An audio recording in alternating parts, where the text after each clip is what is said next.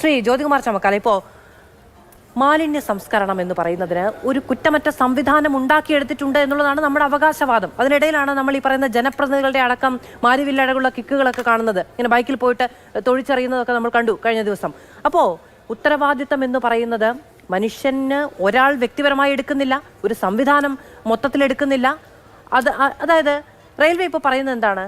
നഗരത്തിന്റെ വിവിധ കേന്ദ്രങ്ങളിൽ നിന്ന് മാലിന്യ കെട്ടുകൾ ഒഴുകി വന്നാണ് ഇവിടെ ഇത്രയും വലിയ കൂമ്പാരമുണ്ടായത്. സത്യമല്ലേ?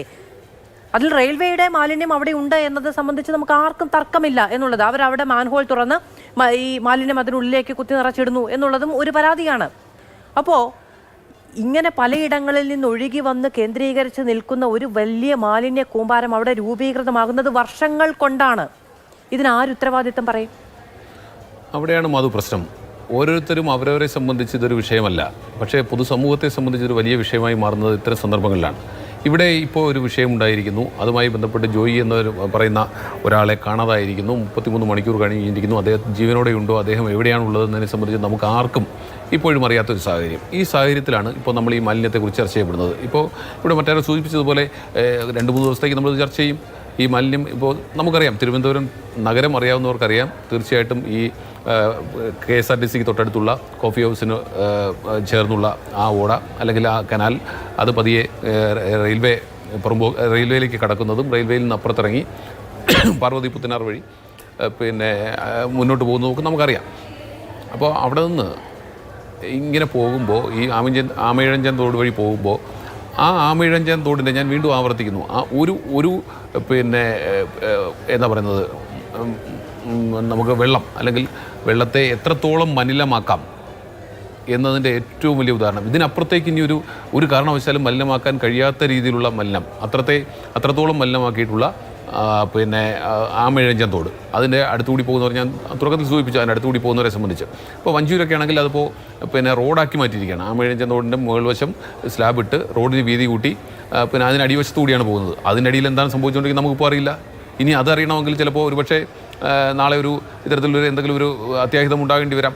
അപ്പോൾ ഇത്തരത്തിലുള്ള കാര്യങ്ങളെ സംബന്ധിച്ച് എങ്ങനെ നമുക്കറിയാൻ കഴിയുക? ആ പുഴമൂട് പാലം കഴിഞ്ഞ് ഇങ്ങോട്ട് വന്ന് വഞ്ചൂർ കഴിഞ്ഞ് പോകുന്നത് വരെയുള്ള സ്ഥലങ്ങളിലെ റോഡിൻ്റെ വീതി കൂട്ടുന്നതിൻ്റെ ഭാഗമായി അതിന് മുകളിൽ സ്ലാബിട്ടാണ് റോഡിന് വീതി കൂട്ടി. സ്വാഭാവികമായിട്ടും റോഡിന് വഞ്ചൂർ ഉണ്ടായിരുന്ന ആ ഗതാഗത കുരുക്കൊക്കെ മാറ്റാൻ സഹായിച്ചിട്ടുണ്ട്. പക്ഷേ അതിൻ്റെ കീഴിൽ കൃത്യമായി ക്ലീനിങ് നടക്കുന്നുണ്ടോ എന്നതിനെ സംബന്ധിച്ച് ആർക്കാണ് അറിയാവുന്നത്? അപ്പോൾ ഈ രീതിയിൽ ഇത്തരത്തിൽ അതിനെ സംബന്ധിച്ച് അറിയേണ്ടതാരാണ്? അതിനെ സംബന്ധിച്ച് അറിയേണ്ടത് ഭരണകർത്താക്കളാണ്, അധികാരികളാണ്, ഒരു തർക്കവും വേണ്ട. അപ്പോൾ ഇവിടെ പിന്നെ നമ്മുടെ ഷിജു ഖാൻ ആരെയും കുറ്റപ്പെടുത്തുന്നില്ല എന്നൊക്കെ പറഞ്ഞെങ്കിലും അദ്ദേഹം കോർപ്പറേഷനെ പ്രൊട്ടക്ട് ചെയ്തുകൊണ്ടും അതുപോലെ റെയിൽവേയെ കുറ്റപ്പെടുത്തിക്കൊണ്ടുമാണ് അദ്ദേഹം സംസാരിച്ചത്. ഇവിടെ കോർപ്പറേഷനായാലും റെയിൽവേ ആയാലും അല്ലെങ്കിൽ ഇറിഗേഷൻ ആയാലും ആരുടെ ഭാഗത്തായാലും വീഴ്ച ഉണ്ടായാൽ അല്ലെങ്കിൽ ആ വീഴ്ചയെ സംബന്ധിച്ച് അസസ് ചെയ്യേണ്ടതും ഇത്തരത്തിൽ ഉണ്ടാകുന്നില്ല എന്ന് ഉറപ്പുവരുത്തേണ്ടതിൻ്റെയും ഉത്തരവാദിത്വം സംസ്ഥാന സർക്കാരിന് തന്നെയാണ് എന്ന് വിശ്വസിക്കുന്ന ഒരാളാണ് ഞാൻ. കോർപ്പറേഷൻ കഴിയുന്നില്ലെങ്കിൽ കോർപ്പറേഷനും റെയിൽവേയും തമ്മിൽ തർക്കമുണ്ടായിട്ടുണ്ടെങ്കിൽ അത് അഡ്രസ്സ് ചെയ്യപ്പെടേണ്ടത് പിന്നെ സർക്കാരിന് മുന്നിലാണ്. അല്ലെങ്കിൽ സർക്കാരിന് അത് ബോധ്യപ്പെട്ടാൽ സർക്കാർ അതിലേക്ക് ഇടപെടേണ്ടതുണ്ട്. ഇപ്പം ഞാനിരിക്കുന്ന ഇപ്പോൾ മാതൃഭൂമി സ്റ്റുഡിയോ, ട്രിവാൻഡ്രത്ത് വഞ്ചിയുള്ള മാതൃഭൂമി സ്റ്റുഡിയോ, ഇതിന് മുമ്പിൽ ഉൾപ്പെടെയുള്ള റോഡ് എന്താ പറയുന്നത് പിന്നെ സ്മാർട്ട് സിറ്റിയുടെ ഭാഗമായിട്ട് എത്രയോ കാലമായി പൊളിച്ചിട്ടിരുന്നതാണ്. അപ്പോൾ ഉണ്ടായ ബുദ്ധിമുട്ടുകളെ സംബന്ധിച്ച് മാതൃഭൂമി ഉൾപ്പെടെ എന്തുമാത്രം സ്റ്റോർ ചെയ്തിട്ടുണ്ട്. അതിലൂടെയൊക്കെ ഉണ്ടാകുന്ന ബുദ്ധിമുട്ടുകൾ ജനങ്ങൾ സഹിക്കുന്നത് എന്തുകൊണ്ടാണ്? നല്ലൊരു സംവിധാനം ഉണ്ടാകും, നല്ലൊരു ഗതാഗത സൗകര്യം ഉണ്ടാകും, അല്ലെങ്കിൽ നഗരം മോടി പിടിപ്പിക്കുകയാണ് എന്നൊക്കെ പറഞ്ഞുകൊണ്ടാണ് നമ്മൾ അതിനെല്ലാം അംഗീകരിച്ചു കൊടുക്കുന്നത്. പക്ഷേ അങ്ങനെ ഉണ്ടാകുമ്പോഴും ഇത്തരത്തിൽ പതിയിരിക്കുന്ന വലിയ അപകടങ്ങൾ, വലിയ ആപത്തുകൾ, അതിനെ സംബന്ധിച്ച് അറിഞ്ഞിട്ടും മൗനം പാലിക്കുന്നു. ഇപ്പോൾ ഇവിടെ ഷിജു ഖാൻ തന്നെ പറഞ്ഞു, കോർപ്പറേഷൻ പലപ്പോഴും കൊടുത്ത കത്തിനെ സംബന്ധിച്ച് പരിഹരിക്കപ്പെട്ടിരുന്നില്ലെങ്കിൽ, അദ്ദേഹം പറഞ്ഞത് തന്നെയാണെങ്കിൽ 5-ാം മാസമാണ്, മെയ് മാസത്തിലാണ് കൊടുത്തിട്ടുള്ളത്. സ്വാഭാവികമായിട്ടും മഴ ഉണ്ടാകുമെന്ന് നമുക്കറിയാം. മെയ് അവസാനം ജൂണിലൊക്കെ മഴ ഉണ്ടാകുമെന്ന് നമുക്കറിയാം. ആ സാഹചര്യത്തിൽ റെയിൽവേ ഇതിനകത്ത് കുറ്റകരമായ അനാസ്ഥ കാണിച്ചിട്ടുണ്ടെങ്കിൽ എന്തുകൊണ്ട് സർക്കാരിനോട്, അല്ലെങ്കിൽ പിന്നെ കോർപ്പറേഷൻ്റെ വകുപ്പ് ഉൾപ്പെടുന്ന LSGD മന്ത്രി ഉണ്ടല്ലോ, MP രാജേഷ്, അദ്ദേഹം എന്തുകൊണ്ട് ഇക്കാര്യത്തിൽ മൗനം പാലിച്ചു? അദ്ദേഹത്തിൻ്റെ വകുപ്പ് എന്തുകൊണ്ട് മൗനം പാലിച്ചു? അല്ലെങ്കിൽ സംസ്ഥാന സർക്കാർ മൊത്തത്തിൽ എന്തുകൊണ്ട് ഇതിനെ സംബന്ധിച്ചൊരു ഇപ്പോൾ സ്മാർട്ട് സിറ്റിയെക്കുറിച്ച് എന്തുമാത്രം ആക്ഷേപങ്ങൾ വന്നപ്പോഴാണ് എല്ലാ ദിവസവും പത്രസമ്മേളനം നടത്തുമായിരുന്നല്ലോ നമ്മുടെ പിന്നെ GRLലും അതുപോലെ തന്നെ കടകംപള്ളി നമ്മുടെ പിന്നെ എന്താ പറയുന്നത് ശിവൻകുട്ടി മിനിസ്റ്ററുമൊക്കെ തിരുവനന്തപുരത്തെ സംബന്ധിച്ച് മേയറോടൊപ്പം ഇരുന്നുകൊണ്ട്.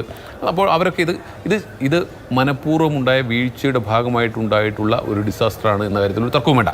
ഇതൊക്കെ പറയുമ്പോഴും നമ്മുടെ മനസ്സിലൂടെ കടന്നു പോകുന്നത് നമ്മുടെ ചെറുപ്പക്കാർ, നമ്മുടെ സർക്കാർ സംവിധാനത്തിൻ്റെ ഭാഗമായി തന്നെയുള്ള സ്കൂബ ഡൈവിങ്ങിൻ്റെ ഭാഗമായിട്ടുള്ള ആ നമ്മുടെ കർമ്മധീരരായ ആ പ്രവർത്തകരുണ്ടല്ലോ, അതിൻ്റെ ജീവനക്കാരുണ്ടല്ലോ, ഉദ്യോഗസ്ഥരുണ്ടല്ലോ, അവരെ നമ്മൾ എത്ര കണ്ട് പ്രശംസിച്ചാലും മതിയാകില്ല. അവർ ആ ചെളിവെള്ളത്തിൽ അത്രയും മലിനമായ ജലത്തിൽ കഴിഞ്ഞ 33 മണിക്കൂറായി